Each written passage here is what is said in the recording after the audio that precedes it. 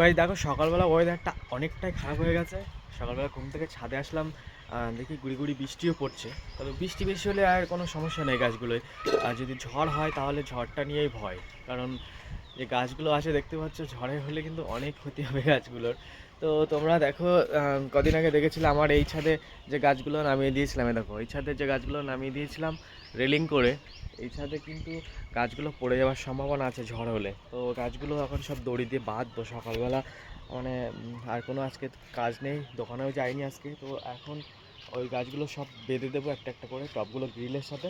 আর এই ছাদে দেখো সব বড়ো বড়ো গাছ রয়েছে কম বেশি, কিন্তু এগুলো কি করা যায় এখন, দেখি কিছু করা যায় কিনা। যেহেতু যদি ঝড় না হলে কোনো সমস্যা নেই, ঝড় হলে প্রবলেম হতে পারে। এত বড় বড় কিছু কিছু গাছ রয়েছে দেখো। আর যেহেতু ছাদের উপর, তো ছাদের উপরে একটু ঝড়টা বেশি লাগে। তো এখন দেখি আগে নিচের ছাদের গাছগুলো মানে টবগুলো বেঁধে আসি, তারপরে এই ছাদে দেখি ব্যবস্থা করতে